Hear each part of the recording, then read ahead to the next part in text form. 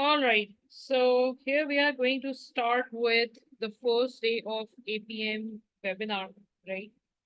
And um, my, yeah, it's fine. Okay, so hello everyone. We are going to start with the first day of APM webinar. I'm Zaira Anees from KKTL platform. Uh, we will be doing this APM webinar in 3 consecutive days, right? Friday, Saturday, and Sunday, same timings, right? So I will try my level best to cover everything. What is in APM? Just a quick recap of what APM syllabus is. But obviously, since we don't have much time, so we will skip few things and we will try to at least cover the basic and the important parts of APM syllabus, right? So how we are going to start with what will be the schedule of these 3 days? Let me try to give you an idea. We will start in day one, which is today. We will start with the identification of few important topics of APM, right? What are the key topics? So I believe you should cover all topics, but these topics should be clear in your mind, should be quite strong because probability of coming questions from these topics is high, right? Then identification of few important examiner article. Then you will see why students fail. This is something which I've already covered in my regular session, but obviously just to refresh everything, we will do this part. And then we will see the answer script of students. I got few answer script of student which I checked this semester and then during last semester also. So I just wanted to share one or two answer script with you all and just tell you that where students are actually going wrong.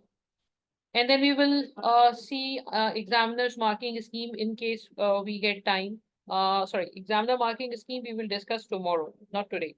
Recap of performance measurement, at least we will start with the recap part, right? So this is basically what we are going to do in day one. So the important point is that we will do the recap of performance measurement, which is mainly asked in question number one. So that's basically my target for day one, right? In day two, which is tomorrow, we will complete the recap of APM, right? And we will do because there will be less time available tomorrow. So we'll do one question from section B, right? And we will see the marking scheme. We will try to cover the professional marks and examiner comments there. And tomorrow we will see some examples of some examiner comments, some other examples which I found interesting, where examiner is actually trying to convey what actually he is expecting from student. Those examples I will try to cover in day two, right? And day three will be completely, it's not a recap of APM. In day three, we will be doing question number one only, one complete question number one, so that you guys can have an idea how to do question number one, right? So this is basically what is a 3 day plan. So today is by the time we will complete our syllabus, our 3 days webinar, you will be having 14 days, 15 days remaining in your APM paper. So I believe it's extremely important for you guys to cover everything, right? But obviously, since the time is short, I'm not sure how much you guys have covered. So these are few topics which you should cover at least. I mean, apart from the other areas, these are the major topics. As I said, whose probability of coming in examination is quite high. Performance measurement, it's 99% chances that you will find performance measurement in question number one, right? Along with some any other topic, along with maybe PPR, maybe some culture related problem, maybe some other ethical issues, SWOT analysis, pest analysis. So question number one is definitely based on performance measurement. That is for sure. So this is something which you must cover, right? Benchmarking in BPR. This is quite frequent in APM paper. So that these two things should be covered. Information technology, last time IT, one question from IT has been examined. I, maybe examiner will re-examine because the overall reaction of a student, feedback of a student was not too good with respect to IT. So generally, if something went wrong in the paper, generally examiner may ask it again. So we cannot say that whatever examined in the last attempt cannot be examined in this attempt. So that can be the possibility. Quality, sustainability, and some business models. Business models mean SWOT analysis, pest analysis, BCG metrics, uh, Porter five forces model, all these topics, all these models, business models, which are the part of APM paper, you should try to at least have a, a grip on that so that you can apply where relevant. So these are few things which I believe that you should cover. I mean, apart from the other things, these are something which you should cover, but try to cover at least, I mean, 80 to 90% of the syllabus you should cover. All right. These are three articles which I believe are extremely important. The first one is sustainability and performance measurement. This is, I mean, this is something which is a buzzword these days, sustainability, ESG. So the thing is quite simple. In this article, examiner has actually tried to identify that what are the critical success factor if a company is operating and it is focusing on sustainability and how its KPI should be measured, right? So that is something which is related with sustainability and performance measurement. Development in IT. There are two articles here. One is actually connected with the basic IT part, and the second one is connected with big data and everything. So these two articles, I believe you should at least see once before going to the paper. And then integrated reporting and performance measurement. So these three articles, I believe that you should cover. I will try my level best to summarize these articles maybe tomorrow, or in case not tomorrow, I will try to release it via KKDL YouTube channel so that you can have an idea about what is in these three articles. But we will not be covering these three articles in the APM webinar. Okay, now this is a very important question. I'm not sure. Acha, okay, fine. How many students are there? There are 8 people. Uh, how many of you are resitting in this examination in June attempt? Any of you who is attempting APM again?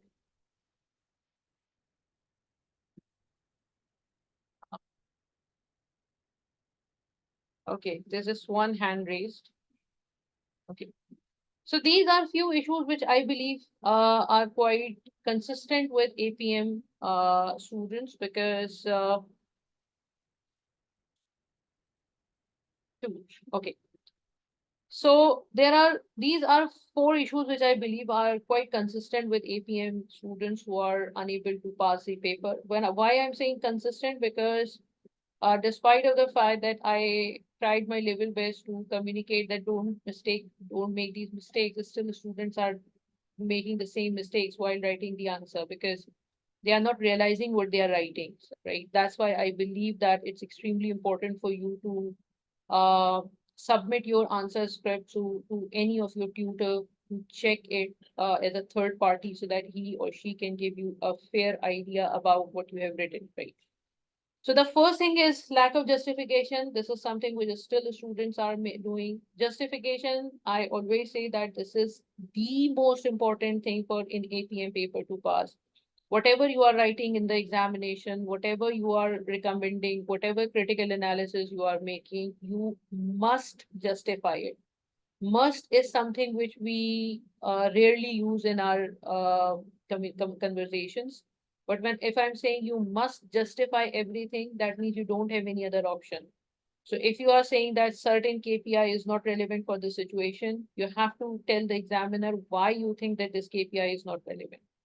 If you are saying that, okay, fine, let's suppose the company is trying to maximize the profit, then you have to tell the examiner why this profitability indicator is appropriate in this particular situation. If the company is doing something correctly, if you think that these indicators are appropriate, it doesn't need any changes, you have to tell the examiner that why you think that there is no, this part is completely fine. You don't need to criticize this part. So you have to tell the examiner why you think that this is just, this is fine, right? So that why factor is extremely important in APM paper. And if you are not developing a habit of writing the reasoning, writing the justification, writing that why part, you will be losing quite easy marks. Something which you already know, something, which, upon which you have a strong grip, but since just because of the reason that you are not expressing it, you examiner will not give you any mark for that. So that is extremely important. That justification is extremely important. Technical knowledge somehow if you see the examiner report, there are few questions which are quite. There are few questions which do not require some technical knowledge. That benchmarking, we know what is benchmarking, we know what BPR is. You just need to comment on the scenario. But there are few certain questions where examiner will ask you that, like suppose if the company is trying to adopt league tables, let's suppose. And if examiner asks you that how league table can help the organization, right? So no scenario is given in the question. Probably the issues of company must can be there, but basically you are not, examiner's not giving you any fair idea about the league table in the question. If you don't know what are the benefits of league table, you won't be able to connect it with the scenario. And that's basically where the technical knowledge is is extremely important. You must know the advantages of something, benefits of something, or the problems in something in order to connect it with the scenario. So if you don't have enough knowledge, like there was a question in past, I think Sharon Warm company, where examiner has identified asked the issue of risk and uncertainty, that standard deviation part, that there was a standard deviation given in the question. So if you don't have any idea what is the standard deviation, how you can connect it with the scenario? Obviously you cannot, right? So that's basically where the technical knowledge comes in. And that's why I believe that you should make either points from book, or you should study book, or you should read book. I've tried my level best to summarize key points of Kaplan study text in the slide. So I will provide this slide to you all, and you can, before going to the paper, just go through these slides so you can easily recall what are the key concepts of APM paper. Time management is extremely important. Time management, in this attempt, I generally interview with the students before taking the admission.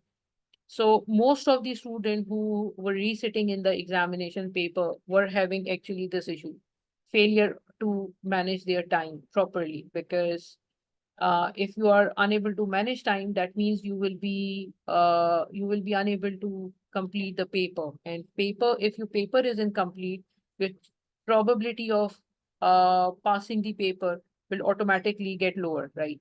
So this is extremely important. And lack of practice, again, like practice is actually something which will speed up your way of writing the answer, your thinking process. You will this will help you in writing the answer. This will help you to think properly, like thinking process will get fast. So I believe you should write the answer. That is extremely important. You just not only read the answer, because reading is something else. Start writing the answer is something completely different. Start completing the answer within a specific time is extremely important, right? So these are four key areas which I believe are the issues with the students who are unable to pass their paper. I would like to hear if there is any comment till now, or those who are resitting, they can share their experience, or shall we move forward? Would you like to share your experience if someone is resitting?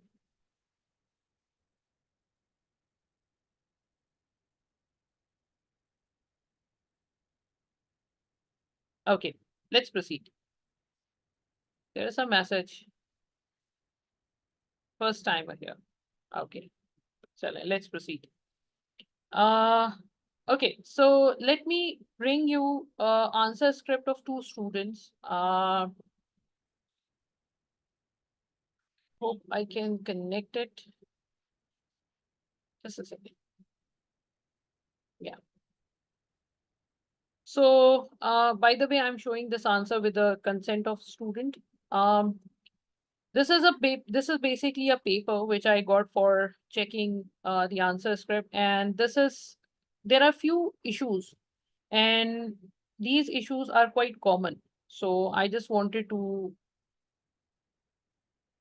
yes, practice is the key to pass this paper. Okay, if you see the subject in the subject, the student has written report to the CEO of the company to respond to her instructions for work. This is not something which we should write in subject, right? If you are writing a subject, you have to give a heading sort of thing so that people can understand, or whoever is the reader can understand what is written in the report, right? Then the student written hello, which is obviously should not be the case, but you should not write this things like this. Okay. Um, introduction. Introduction is something which I believe that you should write at the end of the paper, at the end of your answer script. If you when you finish the answer script, question number one, then you should write the introduction part, because by the time you already know what you have written in the question, so it will be easier for you to write the introduction part, right? The most important thing which I would like to share with you is this part. The first thing which the student has written is, it is good that report provides both financial details like EPS and non-financial details like average spend per customer purchase, right? So this statement is correct. There is nothing wrong with this statement. But what is the problem? The student has not identified that why she thinks that EPS is a good financial indicator. There is no connection with the mission statement. That since the mission statement was something like this, mission statement was to deliver long-term return to shareholder through a combination of sustainable growth and EPS. So you have to connect this EPS with the fact that since mission statement, primary mission, since the mission statement highlights the importance of, or since company's objective is to have good return in the form of EPS, therefore considering EPS as a KPI is acceptable for the company. Some nice decent sentence. So you have to connect it with the mission statement, right? And then there is another point. The student has written the information on EPS and dividend per share is helpful as it help in assessing the growth, right? So again, you have to connect it with the mission statement, that what is the objective of company. So these are few mistakes which the students do in their paper. So they don't realize that what they are doing. There is a deficiency in this question, in this answer script, that a student has neither connected with the mission statement nor justified the recommendation part, that why he or she has recommended such things, right? Similarly, there is another answer script which I will discuss later. This is also something which I checked, and okay. Now, again, this part of the question has been written. A justified performance measure would be taking customer feedback after something, something, something. So again, why you think that this is a relevant indicator for quality of service? That why is missing? That if you are recommending that, look, you have to identify, you have to measure this KPI, why you think that this KPI is relevant? That why factor is missing here, right? And if you see, let me try to show you something which I have identified from, which I have taken from APM Examiner, right? Examiner or site, APM site basically. So this is a DP question, right? DP police question. It's a very famous question. And what, just a second. Okay. So this is the requirement, right? And the requirement is to wants you to provide justifications in the light of minister's concern for the changes which has been made in each of these. They have, I think CSF has been changed, right? Then using the above CSF, he wants you to provide justified recommendations of up to 2 KPIs, right, per CSF in order to measure the performance, right? And however, you are not allowed, this my cursor, yeah. However, you are allowed to suggest, data which would help in measuring performance. The CEO has made clear that at this stage, no calculations are required. Right? So this is the basic requirement, the justified recommendation. Now, this is basically an answer script which has been provided by APM marking team, right? And just to make your life easier, I've tried to just let me try to get my pointer back if I can. Yes.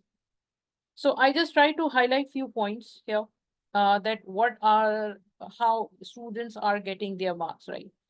So if you see this, if take 30 seconds to either to read or to focus on these highlighted points, which I've tried to highlight from yellow. Take 30 seconds and then we will discuss what are these.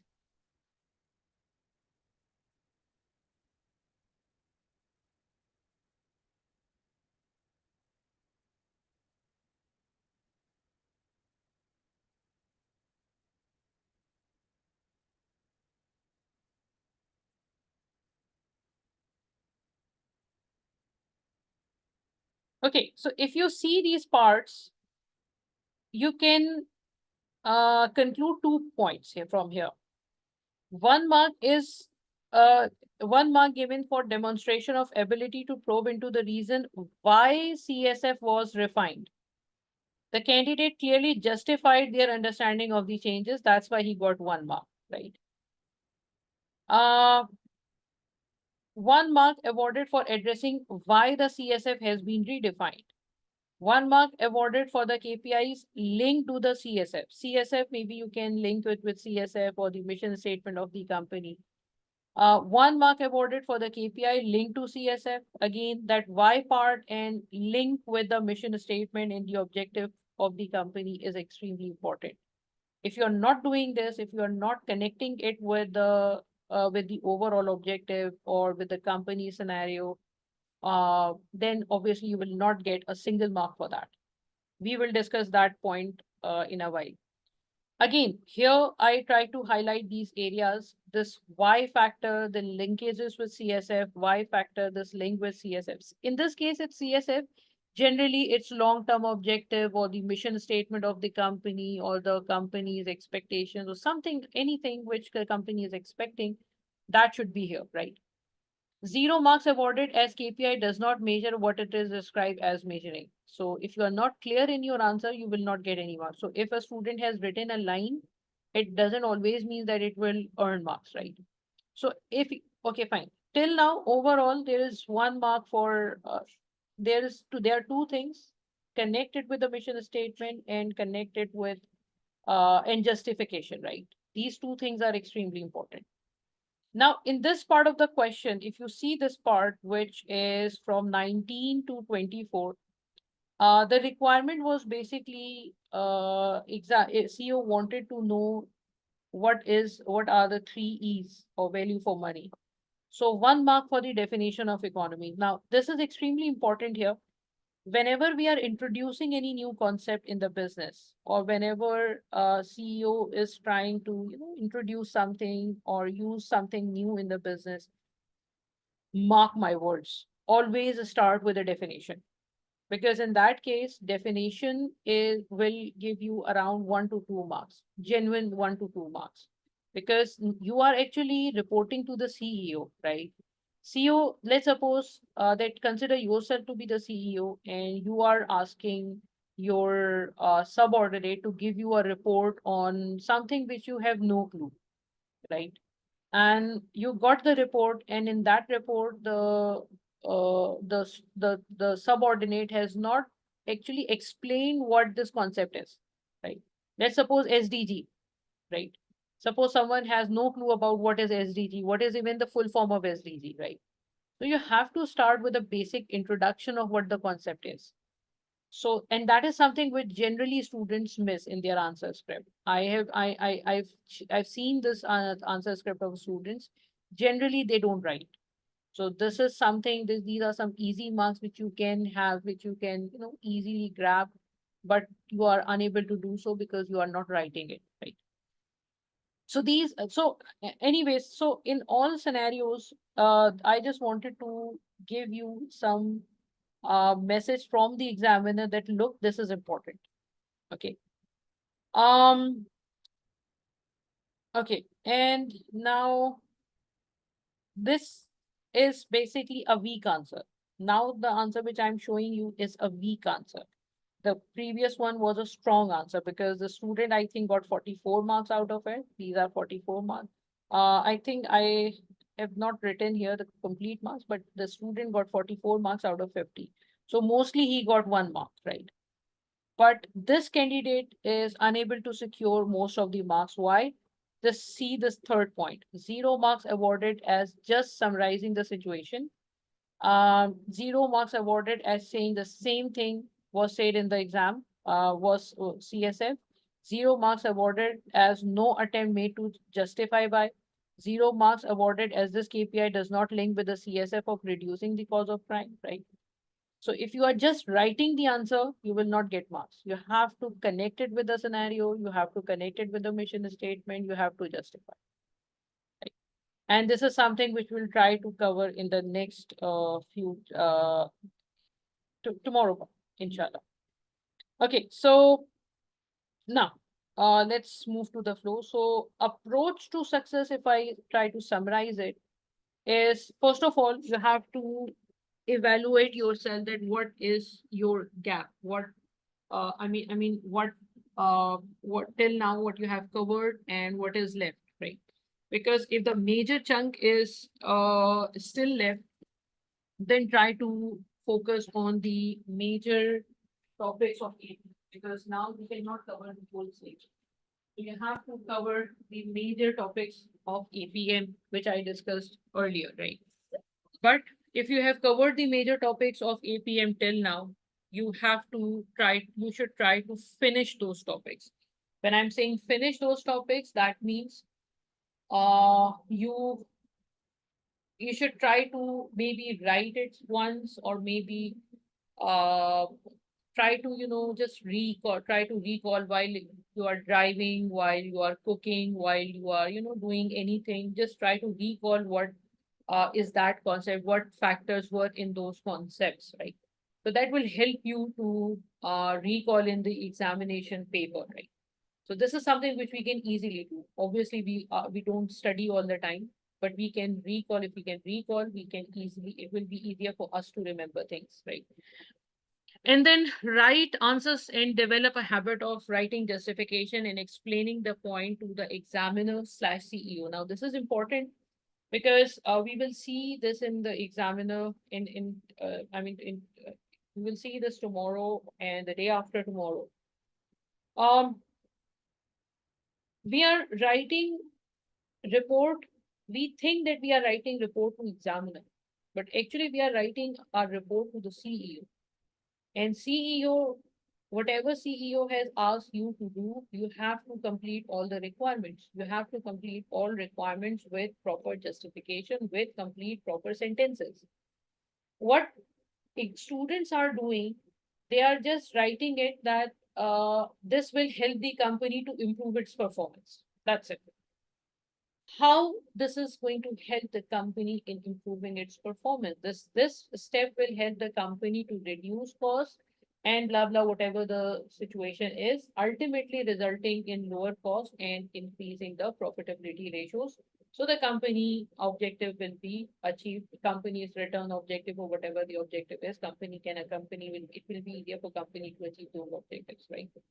So that complete statement is missing. Examiner is actually highlighting this issue that the students are not writing the complete sentences. They are just writing a very brief point and thinking that examiner knows everything. So he or she, I have just written the point. writing the point is not enough. Explanation is also important because you are explaining it to the CEO, right? Make sure to connect your answer with the objective, mission, strategy, as we discussed just before the slide, that if you are not connecting it with the scenario, you are not connecting with the objective, you are not connecting with the expectations of the company, then you will not earn marks. Let me give you an example. Let's suppose that a company wanted to company wants to reduce, company wants to increase, maximize the return or increase the return to shareholder. And company wants to use activity-based costing as a tool to control the cost, right?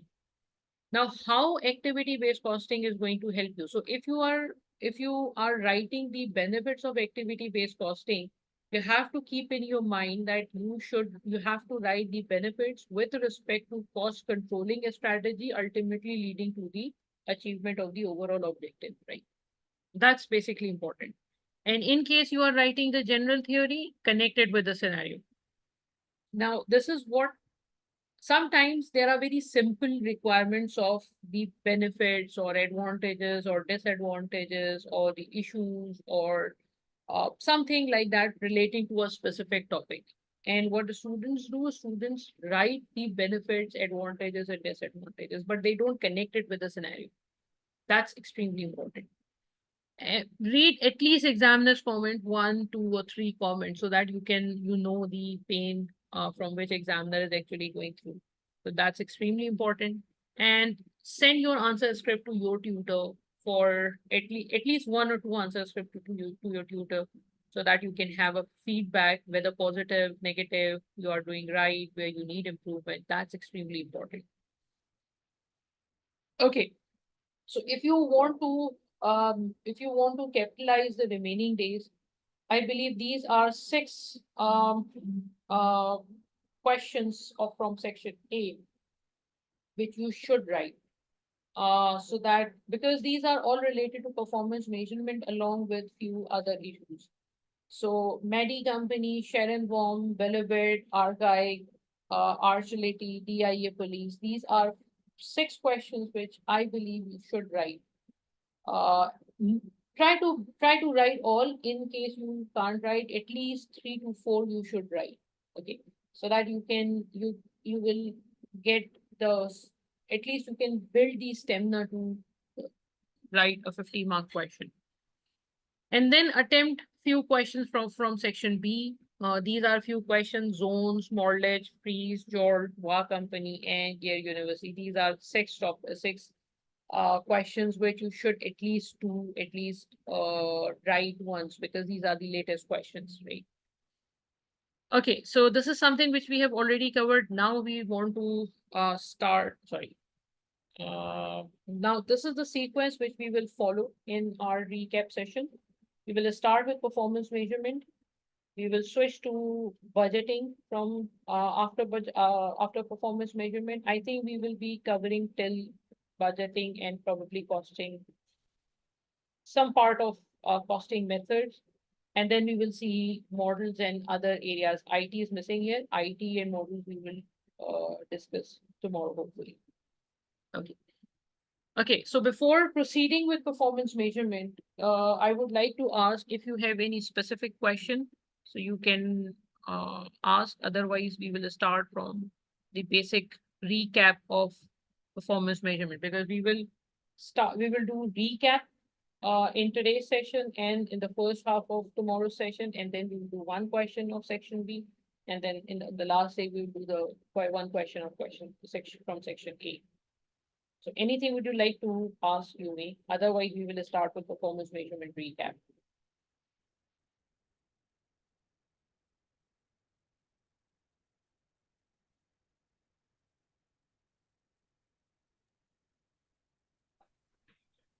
Hi. Okay. Hi. Hey, I have a question here.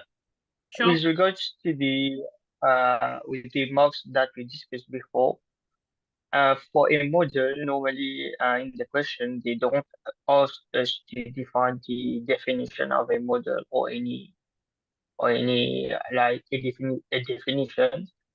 Uh, does the if we don't give a definition, do we lose mark or we get additional mark? Uh, okay, let me try to tell you what you asked, because you actually are asking that, let's suppose if they are not asking the definition, and if we write the definition, will we get extra marks? Are you trying to ask this? Yeah, right. Okay, Actually, in the question, they never ask you to define any models, but do we get a box when defining them or okay. not? See, if the question says that the company wants to use SWOT analysis um, for the identification of its strength and weaknesses, and this is something which the company wants to do first time, right? So that means you should write the basic definition. Now, when I'm saying the basic definition, you are not supposed to write what are the strengths, what are weaknesses, what are opportunities, and what are threats, right? You should write the basic definition of SWOT models. That what is a SWOT model? SWOT model has four areas which will help the company to identify its basic positioning, current positioning, and what it is expecting in future, right? Some basic, basic, just to tell the reader that, look, this is basically the SWOT analysis. So this is basically a situation where company is not using SWOT analysis, or a company is not using pest analysis, or the company is not using um, any specific, let's suppose Kaizen costing, company is not using that. But if the company has been using SWOT analysis from last 5 years, let's suppose, and the company wants to do SWOT analysis again, considering the new changes in the environment. Let's suppose COVID is the situation, and now the company wants to do the SWOT analysis that what are the strengths, weaknesses, and opportunities and threat in terms of the COVID situation or post-COVID situation. So SWOT is being used by the company is using SWOT from 5 years. So there is no need to give the definition of SWOT analysis. In this case, you will not get any marks, because now you don't need to introduce the concept. So if you write the definition of SWOT analysis now, you will not get marks. But if the company is using SWOT analysis first time, BCG model first time, value chain model first time, then you should start with basic one or two liner definition. When I'm saying definition, I mean to say that, let's suppose if there is a model, then why that model is used and what are the basic features of the model. You are not supposed to write a complete paragraph of that particular model, right? So that's basically what I wanted to communicate. And because there are just one or two marks available for that, obviously there's no sense. It doesn't make any sense to write a complete paragraph or 5 or 6 or 7 lines just to get 1 or 2 marks. Right? I hope I've answered the question. Yes, thank you. Okay. Okay, so we are going to start with performance measurement. Now, I will try to keep it short, right? In case you have any questions, you can ask me. These are those things which may bother you in your exam if you don't remember these things, right? So if someone says that the company is currently using, let's suppose you are seeing a financial statement in the question, and in the performance report, strategic performance report in question number one, and there's just financial ratios there, and someone has criticized to the report, and CEO has asked you that why someone is criticizing my company to that we are using only financial ratios. We are using financial ratios from past 5 or 6 years. So what is wrong with that?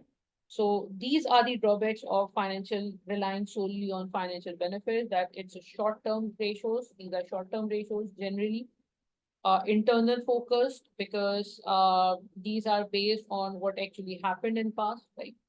They do not convey the whole picture, because if you are saying that the profitability is quite high and the customer perspective is not as strong, customers are not good, fine with the company, customers are complaining, employees are not happy, innovation is not there, quality of services is deteriorating, then obviously this good picture of financial ratios will not give you complete idea. You have to, consider financial and non-financial both, right?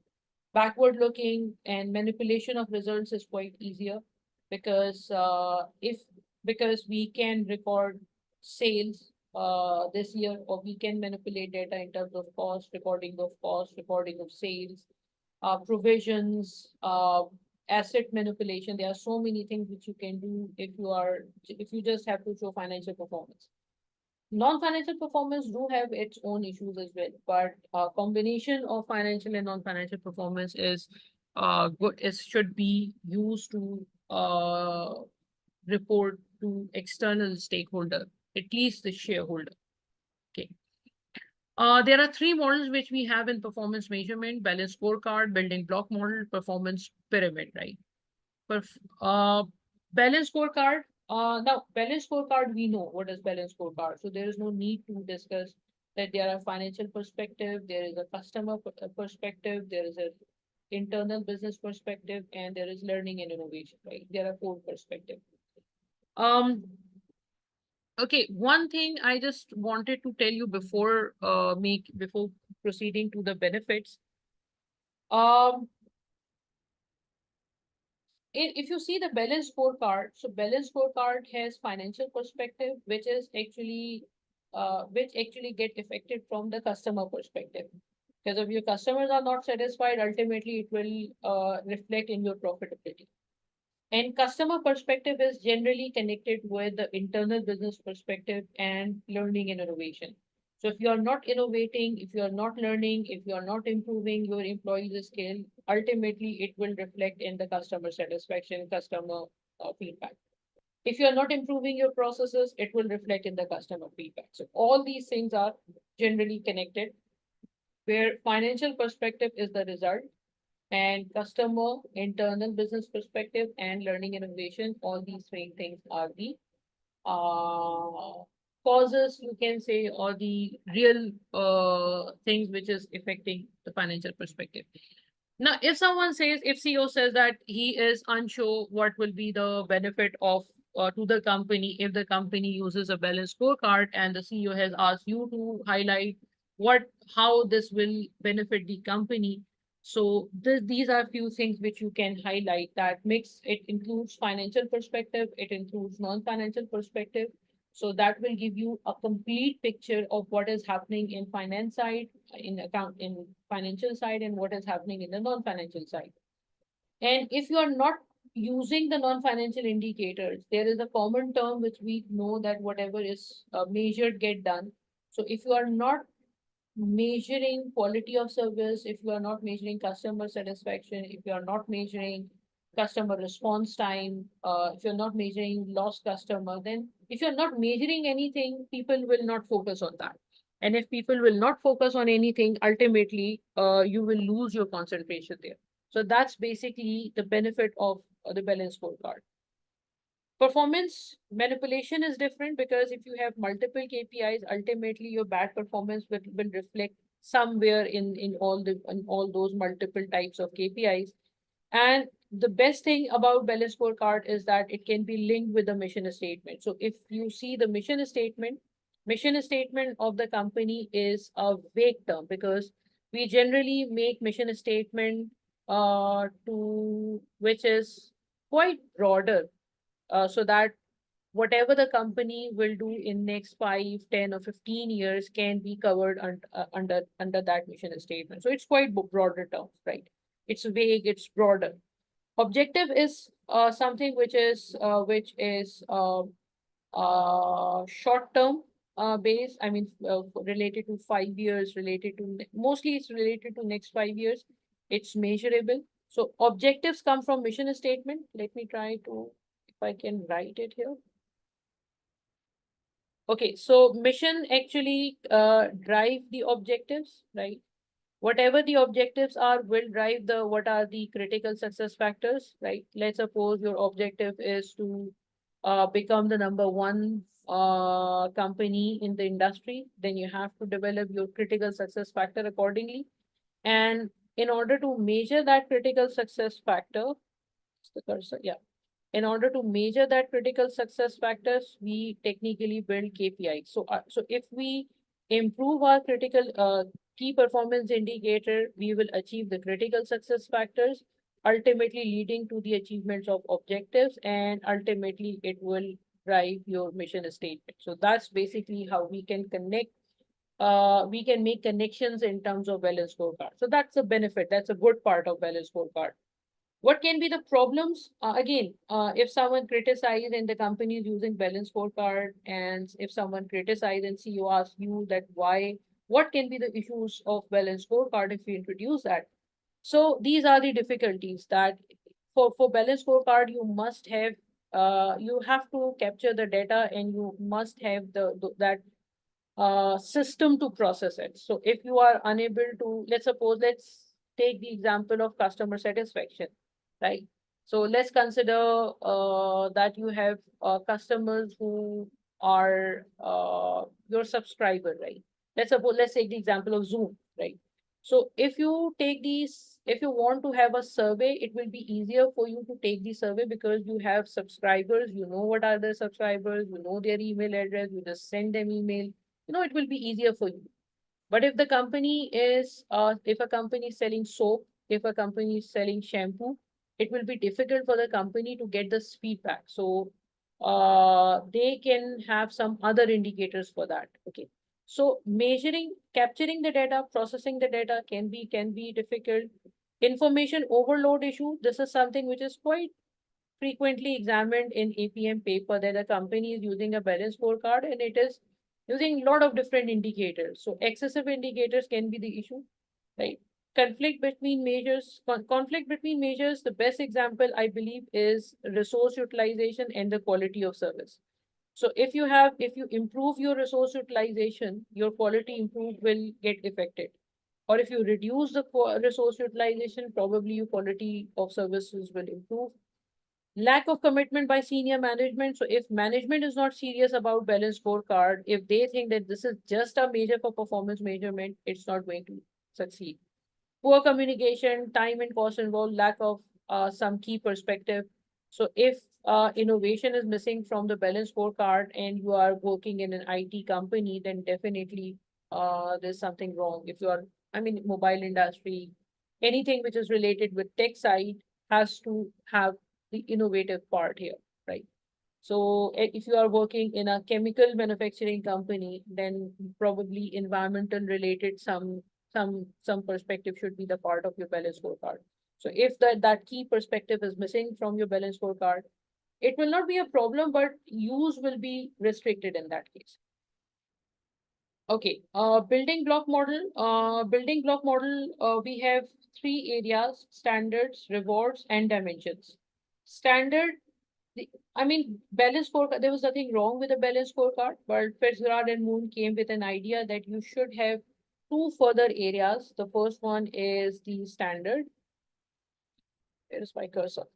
Yeah, first one is a standard and the second one is reward. You have to have these two things in your performance measurement system, right? Standard, whenever you get a question which asks you to evaluate something, some reward related scheme, some target or standard related scheme, this is an ideal way to start. That whatever your targets are, your targets should be should I mean employee should have the ownership of that target.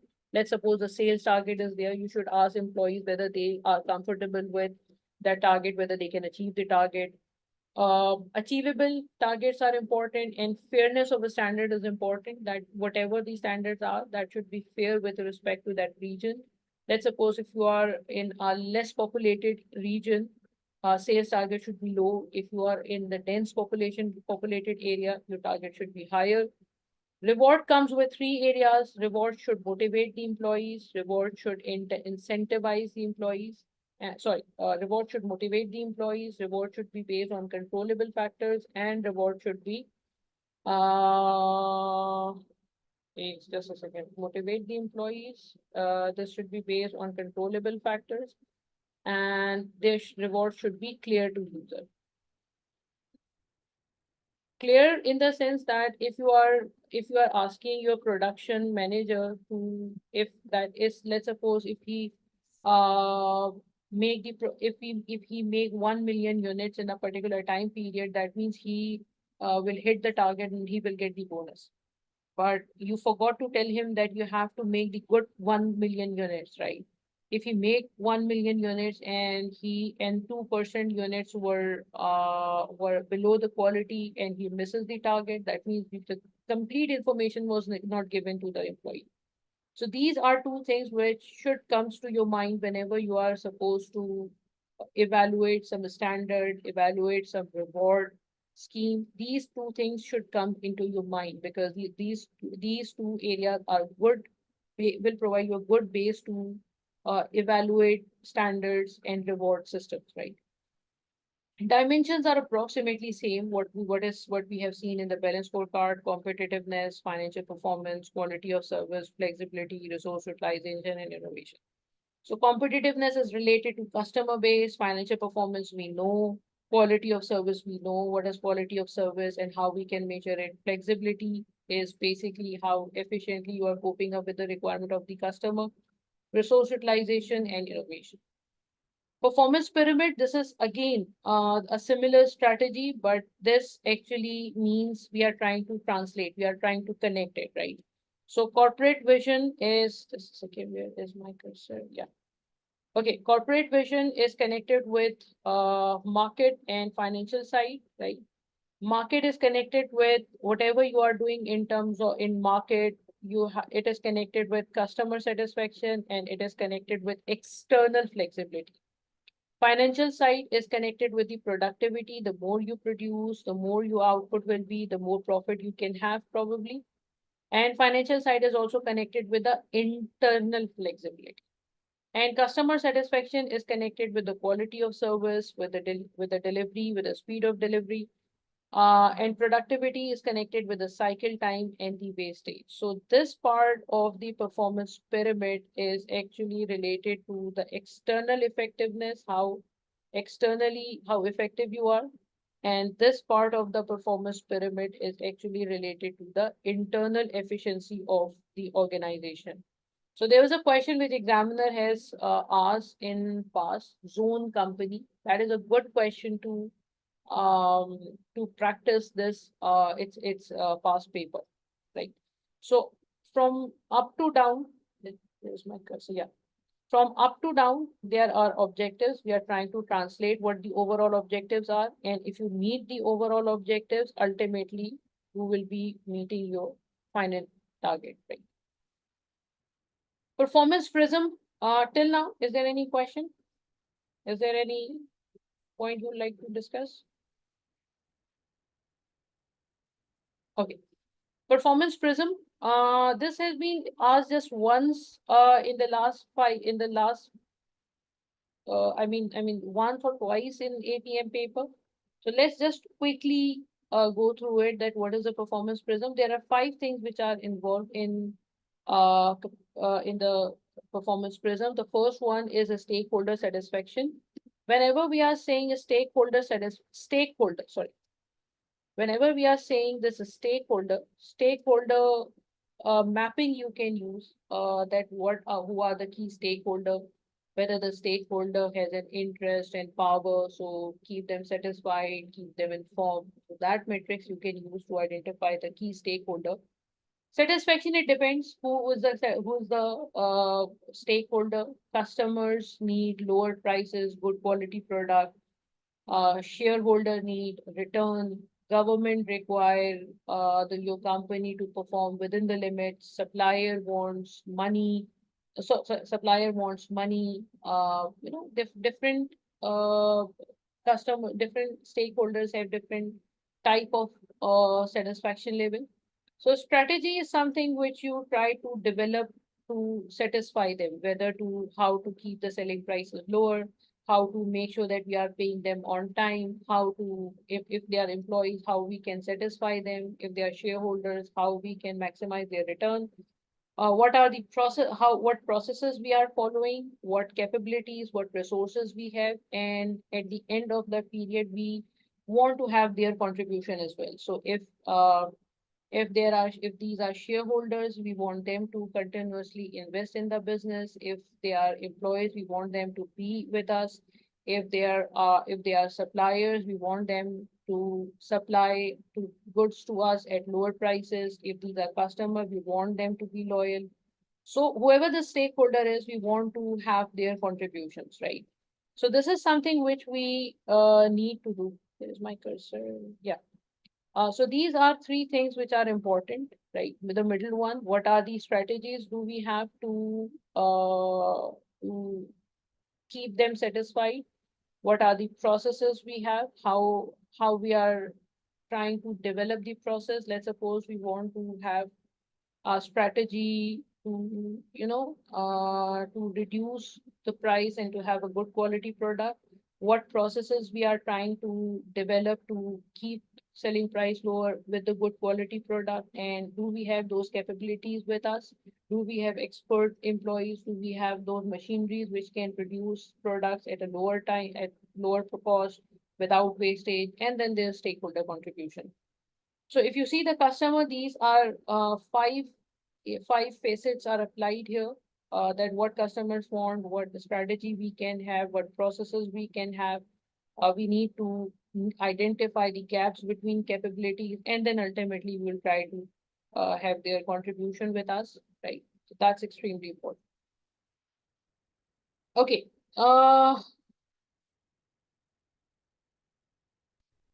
This is the same theory. I just tried to explain it so you can read it later. Now, critical success factor is something which we have heard in performance measurement a lot, right? There was a question in past which examined, I think it was film company, something which there was a question which identified these areas. And I think that you may find this type of requirement somewhere in 5 to 8 marks, right? What is the difference between internal and external critical success factors? And internal critical success factors are those factors which are actually related to your company, which you can control, like the quality of the product, like response time, like employee satisfaction. These are some things which you can control, right?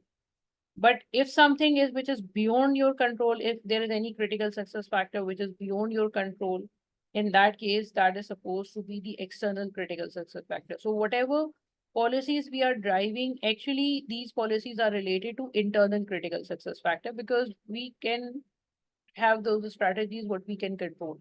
What we cannot control, we cannot plan our strategies accordingly. We will be just have to identify what we can do in case something went wrong. Let's suppose petrol prices, fuel prices are beyond the control of management. So they must have a strategy that what if the petrol prices will go up, and what will do if petrol prices goes down? What we will do if a currency exchange rate currency deteriorate, it get weak, what we will do? You have to make those strategies, but you cannot control the CSF, right? Monitoring CSF and building CSF. Monitoring CSF is something which which we are monitoring, like the current situation. Used to continuously scrutinize the current situation, that where we are, and we continuously want to monitor, like the quality standards, like the employee motivation, like something like that, which we already have, and we want to maintain it to a certain level. Carbon dioxide emission, something like that. And if you want to building critical success factor is future oriented, like development, like what reward we will like re targeted reward which we are targeting to have new product launches, innovation, something which is future oriented, something which is not we are not doing, but we are trying to do it. We are trying to get the membership certification, something like that. So that will be termed as building critical success factor. I just want to take 2 minutes break just to get a glass of water. Maybe you guys can also take 5 minutes break. I think we need that. So till then, if you have any question, you can ask me. We will resume in 5 minutes. Is that fine?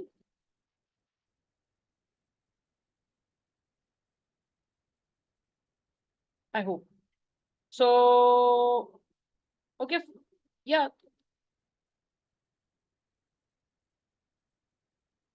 Okay. So let's have a 5 minutes break and then we will continue from not-for-profit making organization.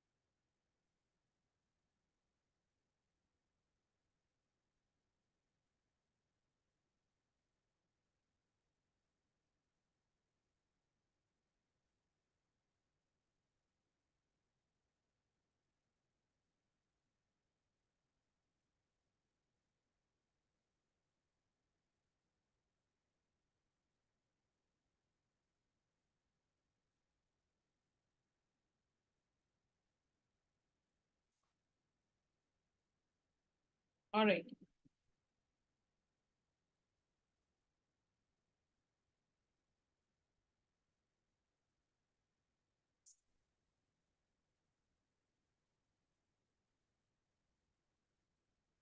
Okay.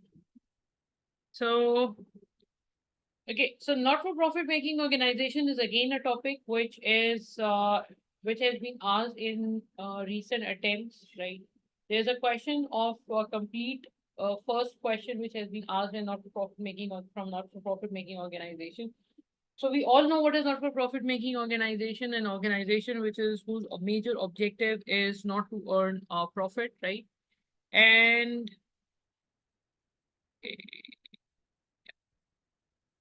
okay, so if someone asks you that what can be the issues, what are the typical issues of not-for-profit making organization? So there are mainly four major issues which are actually related to these organizations. The first one is non-quantifiable cost and benefit. So I don't know if you have heard about the terms negative and positive externalities. So let's start with the benefit first. There can be some benefit which you cannot quantify. Like if you are producing a product, let's suppose you are doing some charity and you are treating a patient and the patient gets well. This is a benefit which we know that we are maintaining a hospital which is providing a cost, where we are using a cost and where we are treating the patients. But how the patient will impact the society, how the recovered patient will impact the society, this is something which we don't know, right? So we cannot at all measure that part of the benefit which we are giving to the society, that the quantifiable, non-quantifiable part, right? The non-quantifiable cost means there can be some cost which we believe is the cost. Like suppose we are manufacturing something and we are emitting some carbon dioxide emission. There is some benefit, there's some cost which we know that is our cost. We have to pay some taxes, we have to pay some extra cost. But if it's harming if it's polluting the environment and there can be some damage to some other people's health, that we cannot probably measure, right? So the negative externality, the positive externality is something which is a problem. Um, with respect to government organizations mainly, because government organizations are someone who is not working for the profit, they are working for they are working for the general benefits of of the people. Funds is the main problem, because if you have very limited amount of funds, so what funds you will use and how much you can utilize, can you spend a good amount of fund to any specific part. Let's suppose that you wanted to have uh, a facility, you want to provide students with an equipped lab, a computer lab or maybe IT lab or some lab, but that's going to that may uh, ask for a lot of resources, lot of funds, right? And if you so since their fund is quite limited, uh, you cannot take off funds from some other part and you can allocate a lot of funds in this part. I mean, the comparison between luxury and the necessity. So it important for the not-for-profit making organization to give students this facility, this equipped IT facility, or is it more important for them to give the basic education to a lot of different students within the same budget? So that fund is actually quite difficult to manage. So how you will manage those funds, how you will get that fund, that's something which is important. Multiple and diverse objective, because we have taxpayers, we have let's suppose still let's take the example of doctors. So doctors are taking money from the taxpayers. So taxpayer want a good facility, doctors want good uh, salary. So multiple objectives are there, right? for example, there can be a regulator who is regulating the hospital. So he wanted some different type of uh, results from the hospital. So that's something which is important.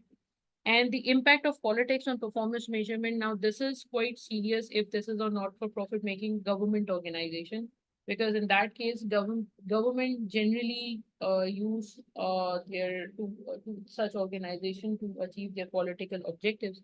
So that can be an issue. Now, 3 E's is generally quite common whenever examiner asks for not-for-profit making organization. This thing is a must. Must is not a good word to use here. This is probably 90% K chances are there that you have to measure 3 E's, or you have to write your answer according to 3 E's. So 3 E's is a very different, very simple concept.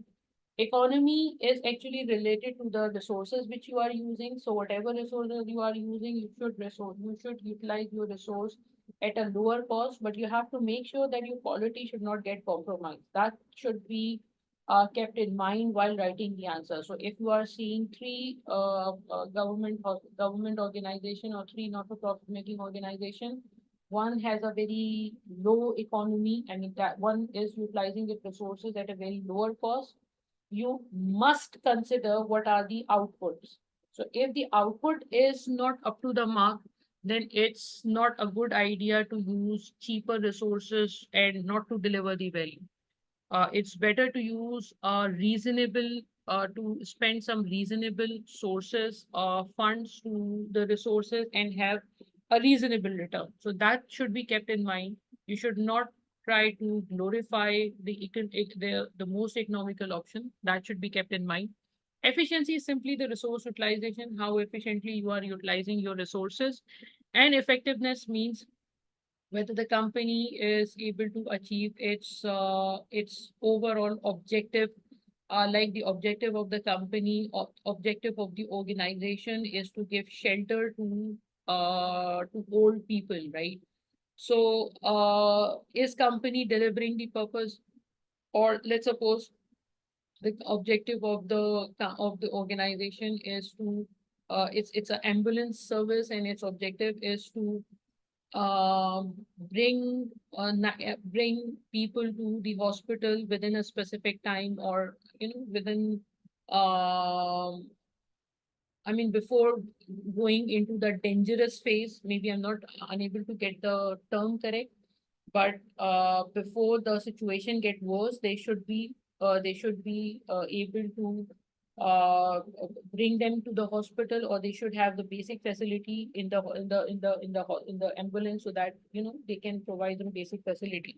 So if you are unable to do so, if 85% or 80% patients are dying within the traveling time, or within the time you are delivering them to hospital, in that case your services are not effective. That is a separate case. That patient condition is a separate case, but this should be kept in mind, that effectiveness means that what is your core objective and whether you are meeting that objective or not. So if you are utilizing your resources properly and you are economical, but uh, you are unable to achieve the objective, then it doesn't make any sense. If you have so many students in class, and if you hire teacher at a lower cost, but students are failing, that means you are not achieving your objective, right? So this is quite common whenever the situation with not-for-profit making organization comes. This is something which is part and parcel of that concept. Responsibility center is a quite simple topic. We have three responsibility centers: cost center, profit center, investment center. Uh, Cost center is something where managers are responsible for controllable costs only. Profit center is a part of division, or maybe a product or division or service or anything which is generating profit, and managers are responsible for controllable profits, controllable cost, and controllable revenue. So if you have given 100% autonomy, this part can be examined in paper. Like suppose if you are asking them to that they have the autonomy to sell 80% of their output to the customer, but they cannot sell 20% output to the customer which they want, they have to sell 20% output internally. Let's suppose transfer pricing is the case. In that case, the 20% which is beyond their control should not become the part of their performance measurement. So that is basically the idea, that the profit where you are bound, where you cannot take the actions as per your own will, should not become the part of your performance measurement. So that is something which is important. Otherwise, profit center is something which generally students know. Investment center, we know what is investment center. Investment center is basically a profit center along with the authority for the investment, that now we can invest also, right? For example,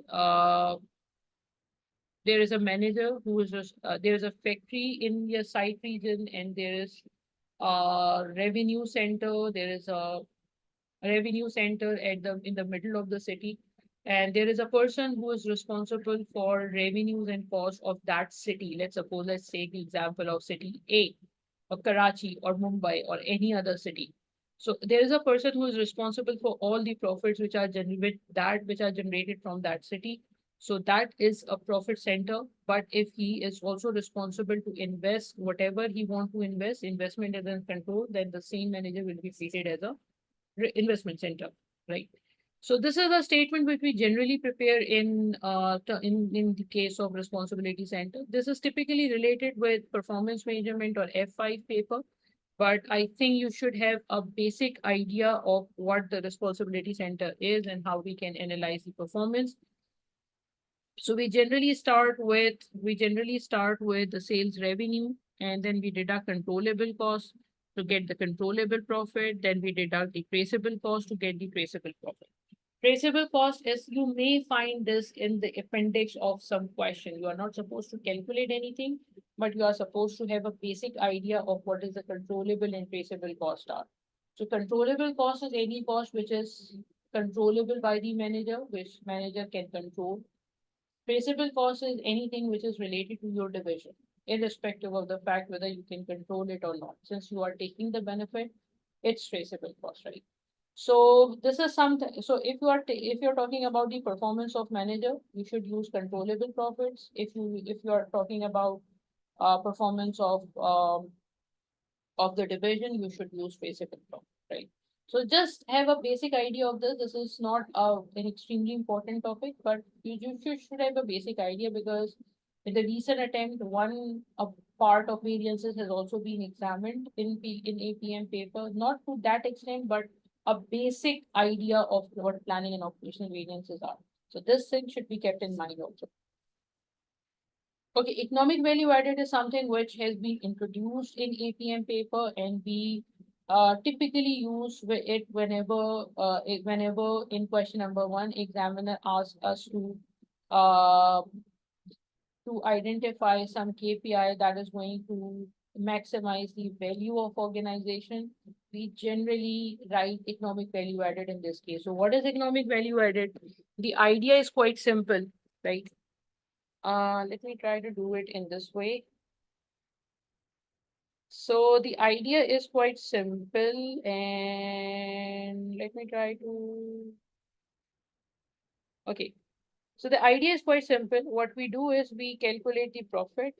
I'm unable to write here probably. Okay. What we do is we calculate the profit, and then what we do, we deduct imputed interest from that. So weighted average cost of capital times adjusted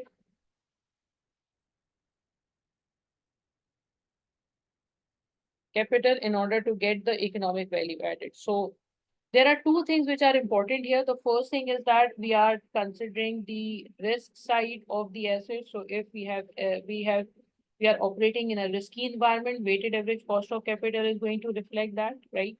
And then there are a few adjustments which we generally make whenever we are calculating economic value added. This is just a quick recap of that. So what we do is we add accounting depreciation and we deduct economic depreciation. Why we add accounting depreciation? Because we believe that accounting depreciation is just an estimate of the accountant. So it's a better idea to deduct the real decline in the realizable value. So the real decline in realizable value is something which we call the economic depreciation. So accounting depreciation we add, and instead of that, we deduct the economic depreciation. That's why I kept both accounting and economic depreciation in red color. So this multicolor thing is because of some reason, right? If we have operating lease, if we have any machine which we have hired on a rental basis, then that means what? That means we are having its benefit, but we are not including it in our cost, right? Right. So what we do is we say no. If you are using any machinery which is on rent, which is on operating lease, you have to capitalize it, and for the capitalization purpose, we add its rental. And in case that machinery require depreciation, we deduct economic depreciation from the P&L. So rentals are added back, and economic depreciation of the asset are deducted from it because that is supposed to be our asset, right? Any advertisement expenditure which has a long-term impact, for example, if you are launching a product and you are making 2 million advertisement expenditure on the launch of the product, and you believe that its benefit will come till 2 years, then you have to capitalize that advertisement expenditure and amortize in 2 years, right? So if let's suppose if you have where is my cursor? Yeah. So if you have charged 1 million of advertisement expenditure from the P&L whose benefit is going to last for more than 1 year, you have to add it back, right? Like you are doing the capitalization. And if the project is live, then you have to deduct its amortization as well. But if you are doing the general advertisement, the regular advertisement whose benefit is going to expire within the same year, that's not going to, you're not supposed to capitalize it. Same goes with research and development. Any research and development activity, if you are unable to capitalize it, and if accounting is not allowing you to capitalize it, and you are deducting it from the P&L, it will, it will demotivate the managers. Managers in that case will not be interested in doing such advertisement or such research and development because that's going to reduce their profitability. So accounting standards do not allow you to capitalize advertisement expenditure or capitalize some asset which is not your own, which is not your property. But for the sake of performance measurement, we believe that no, this is not true, this is not correct. If you are doing an advertisement which is going to last for 2 years benefit, then you should capitalize and amortize. No matter what the accounting standards are doing, they are fine. They have their own rules and regulations, but for performance measurement purpose, we should do this way. Same case with research and development. In case the managers are trying to do something, some creative working in terms of provision, like they're trying to manipulate their profits with provision, so that is not allowed in a EVA. So if there is an increase in provision, we are supposed to add it back because increase in provision are generally expenses. So we are not allowing that. That means you have to add it. And if there is a decrease in provision, you are supposed to deduct that. Okay. Then there is a non-cash expense. Non-cash expense is something which is apart from depreciation and provision. If still there is some non-cash expense, you have to add it back again because that is something which is not allowed in EVA, right?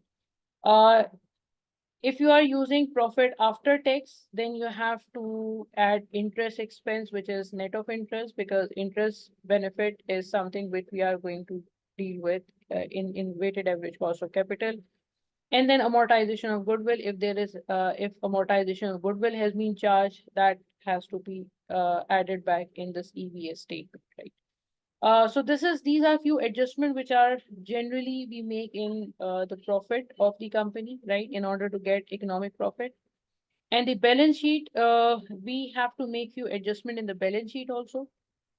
In the balance sheet, we start with the opening capital. That is extremely important. So whatever adjustment we are going to make, we have to keep in mind that that adjustment should be the opening investment, opening adjustment.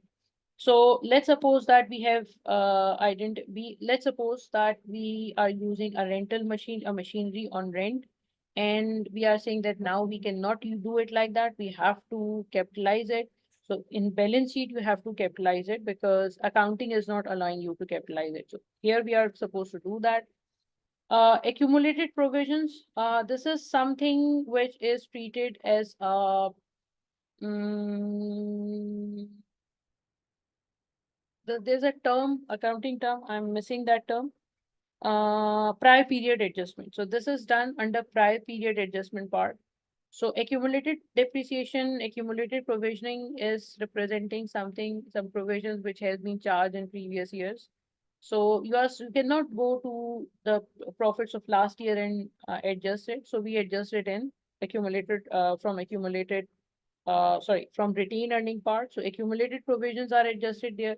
Capitalization of advertisement expenditure is done here. R&D is capitalized, and non-cash expense which has been charged till previous year, that is capitalized, and this is also a prior period adjustment. So these two adjustments are not capitalization. These two adjustments are the prior period adjustment. So capital employed is adjusted, and then we calculate its economic value added by using this capital employed and this economic value added, right? Okay, transfer pricing, these are four characteristics which generally is asked whenever examiner wants to ask that what should be kept in mind whenever you are trying to develop a transfer pricing policy. So whatever the transfer pricing policy you are developing, that should be in the best interest of the organization. Best interest of the organization in the sense that you should not prioritize the benefit of your division. You have to keep in mind that you have to take all the decisions which will maximize the company's profit and which are in line with the company's policies. That should be kept in mind. So if you are if you are trying to impose a transfer pricing policy which will reduce the overall profit, that's not supposed to be a good property of transfer pricing, right? Fairness to the division in the sense that whatever transfer pricing you are using should give benefit to the division. So if you are saying, let's suppose there is a division who has no external demand and you are just trying to buy the product from that division at the variable cost, which is because generally variable cost plus opportunity cost is the best transfer pricing policy. So if you are asking them to sell at variable cost only, then that means that division may provide you that component, but it will not be fair to that division. At least you should try to, give them some benefit. So generally, we identify a transfer pricing range that if the transfer price will take in between $5 to $15, it will be but it will be fine for the company if the transfer price is in between $5 to $15. So 5 is the lowest transfer price and 15 is the maximum transfer price. So you should not be at the extreme side, not 5, not 15. You should be in between somewhere in order to give benefit to both the divisions. Autonomy is extremely important whenever you are devising any transfer pricing policy. You have to give autonomy to the division. That division should have the power to decide to which division, to which organization or division, internally, externally, they wanted to sell their product. Because if that is the case, only then your profitability of the whole company can be maximized. If autonomy is not there, you cannot maximize the profit of the organization. And you have to make sure that you have to minimize the global tax liability. Now, this is a very important concept. Let's suppose that there are multiple divisions, there are different divisions who are in different regions of the world. And we are saying that, look, let's take the example of Pakistan or maybe Bangladesh or maybe India or maybe any other country. So we are saying that, look, this is a country. Let's take the example of Pakistan. For example, you are saying that in Pakistan, we have lower taxes, right? Corporate tax is lower in Pakistan. So if there is a multinational company, that company must want to park their profit. That company will want to park the profit in Pakistan because tax rates are quite low here, right? So if you are diverting your profits to Pakistan from any other region, you have to you have to convince, or you have to, give a clear message to the divisional manager of India, of Bangladesh, of China, of any other country, that look, we are parking our profit to Pakistan just because of the reason that we want to minimize the global tax liability. And in that case, his profits or his performance KPIs or his target should be relaxed, because we are trying to minimize the global tax liability. So whatever transfer pricing policy you are devising, you have to make sure that the overall corporate tax liability should be minimized. There should be no policy where tax can create a bad impact on cost. Factors should be considered by multinational company. This is something which you can cover from a question VA company, right? Exchange rate fluctuations is something which can be a problem if you are going for international transfer pricing. Tax rate, import tariffs, exchange controls. That, let's suppose if a country is having some specific regulations, some specific quality standards or something like that, exchange controls, anti-dumping legislation, and competitive pressures. Competitive pressure is also something which is extremely important. The the level of competition, because if there's a huge competition and you are entering in a new market, definitely you have to first introduce your product in that market, and then you can try to improve your profitability. Penetration is a good policy in that case. So these are few things which should be kept in mind by whenever you are deciding a transfer pricing in terms of international level. Okay, I think we just need to cover this last part.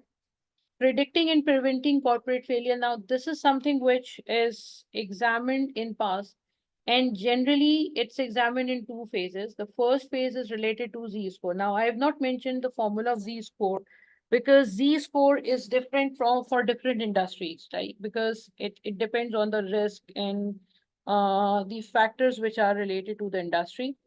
So, it depends on in the question that what Z score formula is given. You have to calculate the Z score, and generally we have to identify whether the company is expected to fail or not, right? So that is the quantitative side. Qualitative side is generally identified by Argentine's A score. So these are few things which I have taken from ACCA corporate failure article, which by and large cover all the major issues which can result in corporate failure, like failure to innovate, failure to respond to changes. There can be a chief executive who is not willing to change its policy because he or she thinks that since we have we had a good time, good 5 or 6 years of maximum profit, like what happened in Nokia, what happened in Kodak. There are so many companies which failed just because of the reason that they didn't try to understand what the new storm is coming, like what is happening with the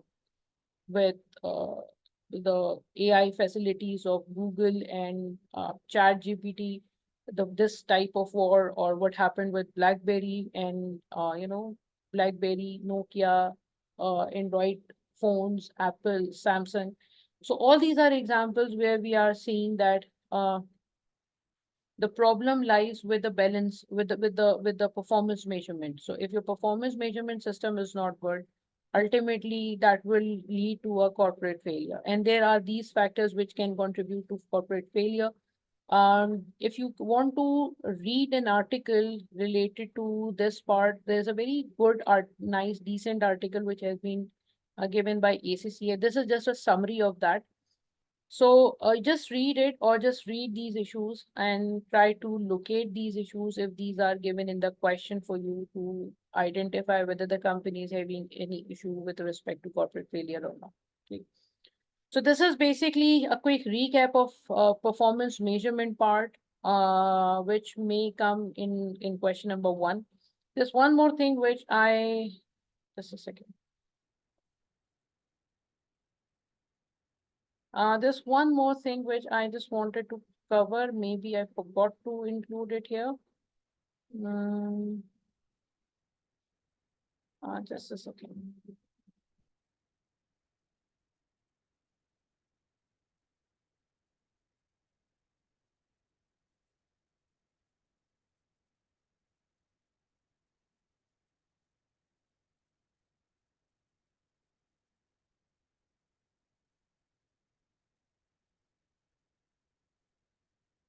Okay, we can cover it later, but just allow me 2 minutes.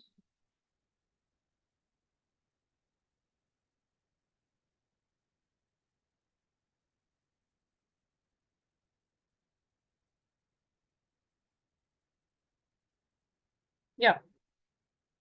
So whenever this is something which is actually related to question number 1, and this should also be considered whenever you are writing question number 1.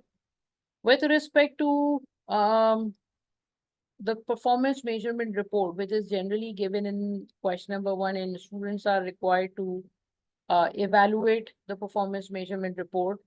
Just try to keep in mind that these are three, I just summarized in 4 presentation points, that you have to make sure that these things are there in the strategic report which you are trying to highlight.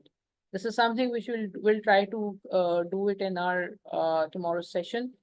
The first thing is that obviously audience is the audience of the report, mostly the CEO.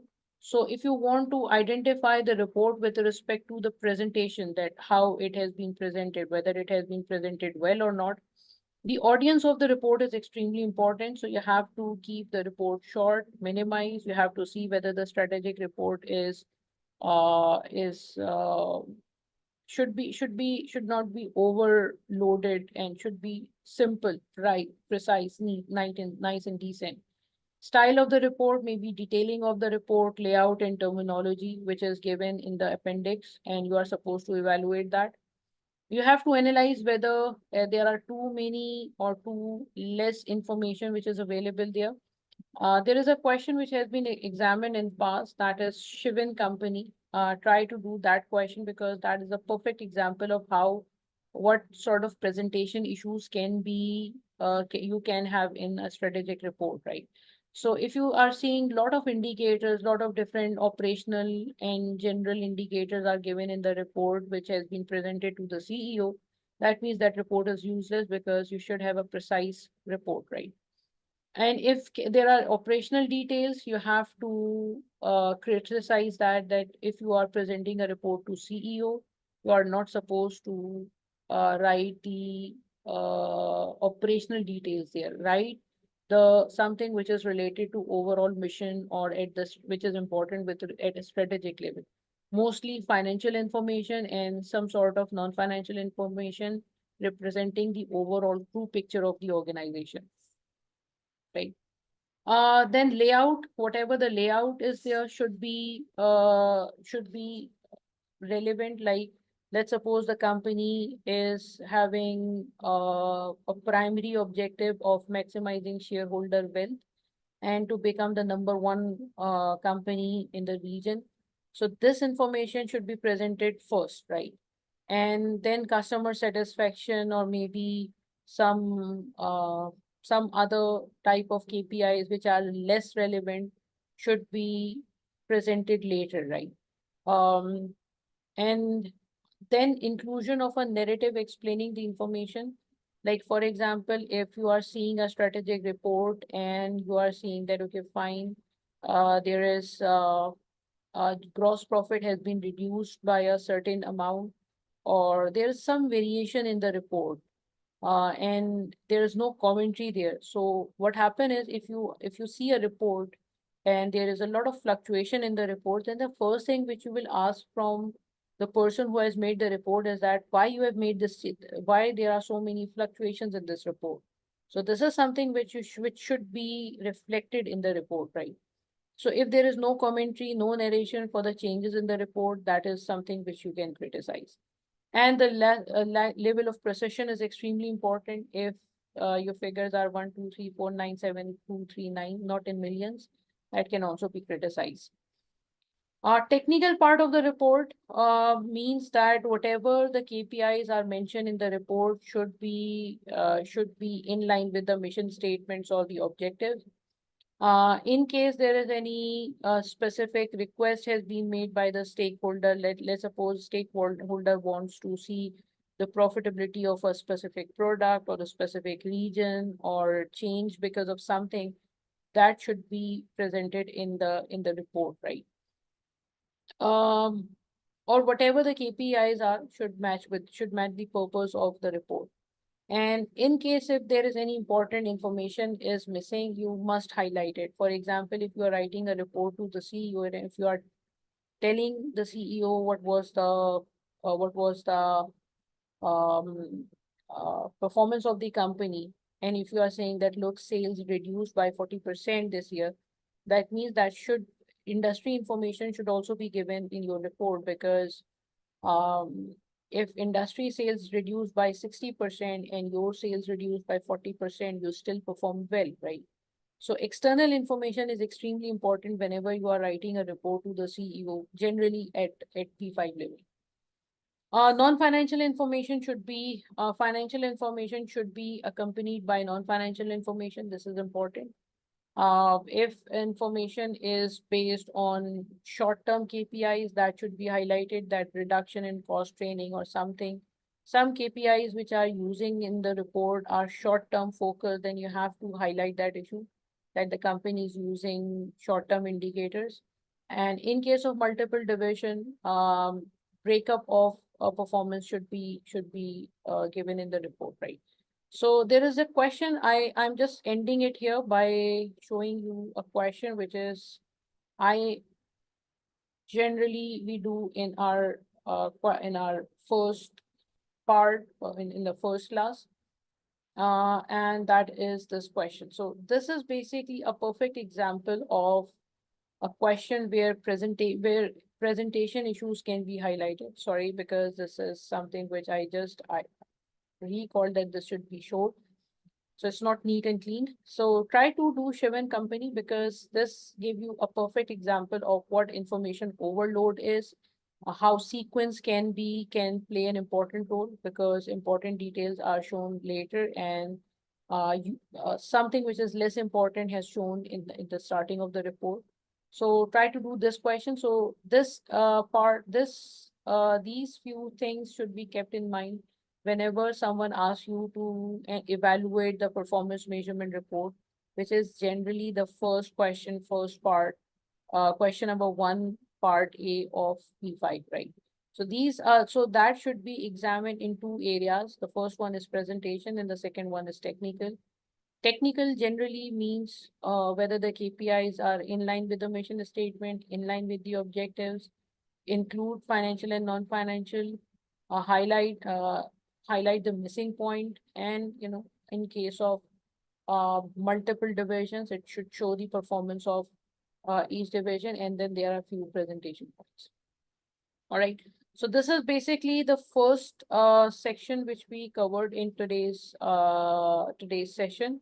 From tomorrow, we will try to cover, I think we won't be able to cover complete APM paper series, but I will try to cover as much things as much part of APM as possible. So we will keep first 45 minutes for the recap part. We will take a 5 minutes break, and then we will do the question number 1, part B question in the next 45 minutes of tomorrow's lecture. So that's basically what the basic plan is. So I will decide what we can cover in 45 minutes, and then we will do the most important areas in tomorrow's lecture. Any feedback from you? You may anything would you like to share, and then we will end today's session.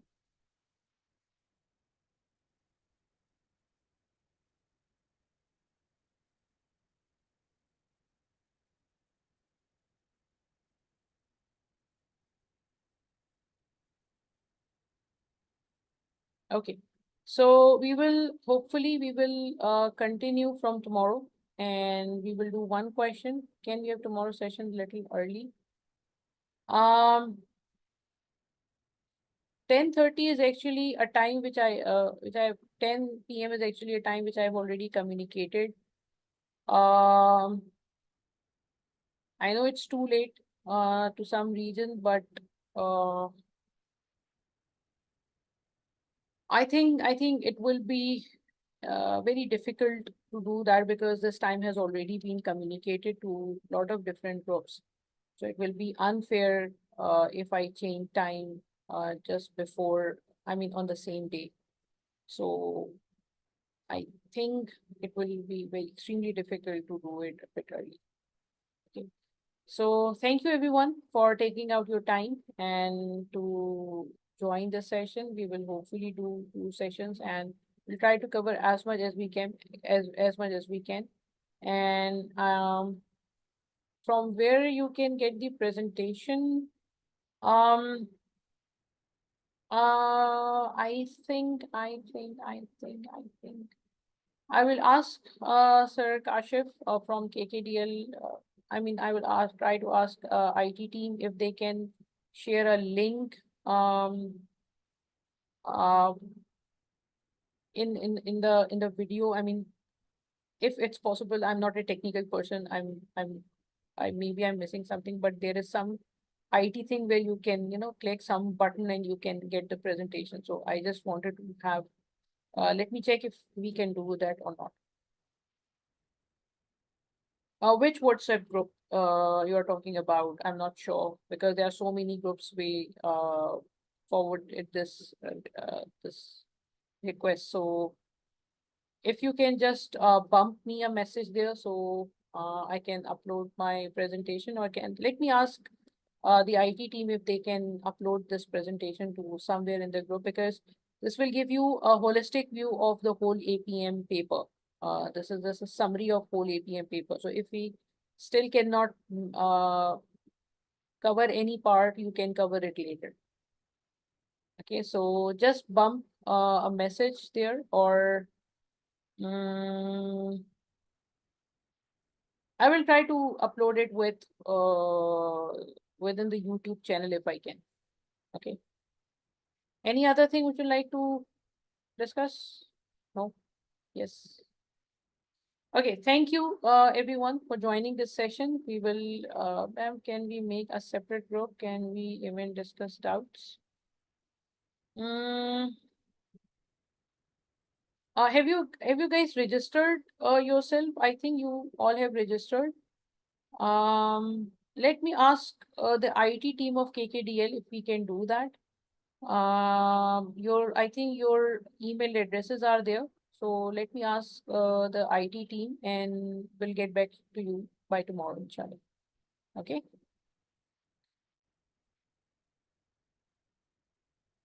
Thank you, everyone.